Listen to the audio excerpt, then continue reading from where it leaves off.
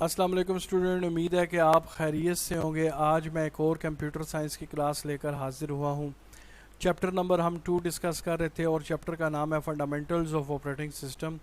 आज का जो हमारा टॉपिक है वो है ग्राफिकल यूज़र इंटरफेस यानी GUI। तो सबसे पहले हम समझते हैं कि ग्राफिकल यूज़र इंटरफेस यानी GUI क्या होता है, यानी इससे हम क्या मुराद लेते हैं। GUI is a graphical interface for computer user to interact with computers। कि GUI क्या है? बेसिकली GUI जो है ग्राफिकल इंटरफेस है। अब इसको हम आसान लफ्ज़ों में समझते हैं कि ग्राफिकल इंटरफेस से हम क्या मुराद लेते हैं। अगर आपने मेरी पिछली वीडियो देखी हो जिसमें हमने types of operating system discuss किया था, हमने उसमें एक टाइप जो ऑपरेटिंग सिस्टम की डिस्कस की थी वो थी कमांड लाइन ऑपरेटिंग सिस्टम। अब कमांड लाइन ऑपरेटिंग सिस्टम क्या होता है? कमांड लाइन ऑपरेटिंग सिस्टम में ये होता है कि आप जो ऑपरेटिंग सिस्टम होता है, अगर आपने उससे मुख्तलिफ टास्क परफॉर्म करवाने हैं तो आपको कमांड्स देनी पड़ती थी। आपके सामने जो कंप्यूटर की स्क्रीन थी वो ब्लैंक होती है और उस पर एक छोटा सा नुक्ता जिसको हम कर्सर कहते हैं वो ब्लिंक कर रहा होता है। आप उस पर कोई भी जो टास्क आपने परफॉर्म करवाना है आप वो कमांड टाइप करते थे और जो ऑपरेटिंग सिस्टम है उस कमांड के मुताबिक वो टास्क जो है परफॉर्म करता था। अब इसमें ये था, मुसीबत ये थी या मुश्किल ये थी कि आपको हर कमांड जो है वो याद करनी पड़ती थी, ज़ुबानी याद होनी चाहिए। अगर आपने कोई भी काम करना है तो आपके जहन में वो कमांड होनी चाहिए, क्योंकि कंप्यूटर की जो स्क्रीन है वो बिल्कुल ब्लैंक होती थी, उस पर कुछ भी नहीं लिखा होता था। तो लिहाजा वो ऑपरेटिंग सिस्टम जो था वो बहुत ही मुश्किल ऑपरेटिंग सिस्टम था, क्योंकि इतनी ज़्यादा कमांड्स को मेमोराइज़ करना, याद करना मुश्किल था। तो उसके मुकाबले में यूज़र की आसानी के लिए ग्राफिकल यूज़र इंटरफेस को इंट्रोड्यूस करवाया गया। अब ग्राफिकल जैसे नाम से ज़्यादा ग्राफिकल मतलब कि तस्वीरी शक्ल की एक स्क्रीन आपके सामने आती है। आप विंडोज़ ऑपरेटिंग सिस्टम को इस्तेमाल करते होंगे, तो विंडोज़ ऑपरेटिंग सिस्टम में आप देखते हैं कि आपका जो डेस्कटॉप है, जो कंप्यूटर की स्क्रीन है, तो वहाँ पर आपको मुख्तलिफ छोटी छोटी तस्वीरें नज़र आती होंगी जिनको हम जो है वो आइकन्स बोलते हैं। इसके अलावा मुख्तलिफ मेन्यूज़ होते हैं जिनमें से आप सिलेक्शन करते हैं। तो यही ग्राफिकल इंटरफेस होता है कि आपके सामने जो स्क्रीन होती है उस पर मुख्तलिफ किस्म की जो तस्वीरें बनी होती हैं और उन्हीं तस्वीरों में से आपने सिलेक्शन करनी होती है। It uses Windows, icons, menus and pointer. तो बेसिकली जो ग्राफिकल इंटरफेस है इसमें क्या क्या चीज़ें इस्तेमाल होती है? नंबर 1 विंडोज़, दूसरा आप इसमें जो आइकन्स को देखते हैं, तीसरा जो है मेन्यूज़ है और इसके अलावा पॉइंटर होता है, यानी कि आप मुख्तलिफ चीज़ों को माउस की मदद से, पॉइंटिंग डिवाइस की मदद से सिलेक्ट करते हैं। सबसे पहले हम देखते हैं विंडो क्या होती है। Window is a rectangular portion of monitor. तो बेसिकली जो मॉनिटर की स्क्रीन होती है जिसको हम डेस्कटॉप भी बोलते हैं, इसके जो हिस्सा होता है जिसको हम रेक्टेंगुलर पोर्शन यानी जिसको हम रेक्टेंगुलर हिस्सा बोलते हैं उसको हम विंडोज़ कहते हैं। अब यहाँ पर क्या होता है कि इन विच इन्फॉर्मेशन डिस्प्ले, तो इस हिस्से में जिसको हम विंडो कहते हैं, जो रेक्टेंगुलर पोर्शन होता है मॉनिटर की स्क्रीन पर, उसमें क्या होता है कि इन्फॉर्मेशन डिस्प्लेड होती है। कोई भी जो मालूमात है, कोई भी जो इन्फॉर्मेशन है वो इस हिस्से में दिखाई जाती है। आइकन क्या होते हैं?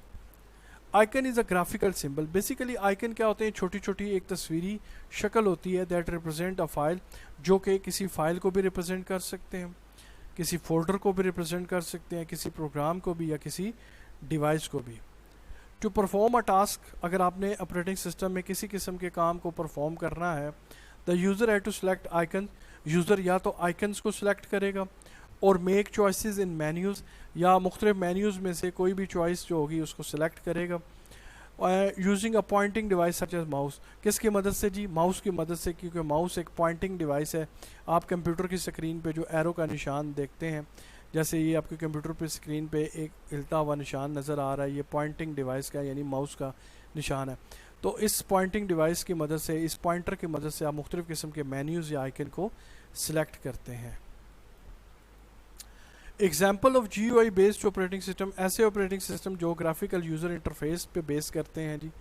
सबसे पहले मैकिन्टॉश ऑपरेटिंग सिस्टम है जी, दूसरा लिनक्स है, तीसरा जो है वो विंडोज़ ऑपरेटिंग सिस्टम है। तो ये 3 मकबूल ऑपरेटिंग सिस्टम हैं जो कि GUI पे बेस्ड करते हैं।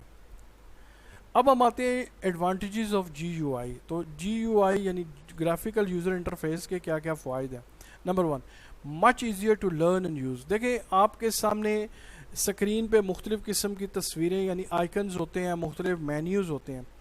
तो आपने उनमें से सिलेक्शन करनी होती है, यानी nothing you have to memorise, आपको कोई भी चीज़ जो है वो याद करने की ज़रूरत नहीं है। जैसे कमांड लाइन इंटरफेस में ये था कि आपको हर कमांड जो है वो याद करनी पड़ती थी। स्क्रीन आपके सामने ब्लैंक थी, आपने अगर कोई कॉपी करना है, कोई चीज़ फाइल को डिलीट करना है, तो आपको वो कमांड पता होनी चाहिए, उसका सिंटेक्स पता होना चाहिए।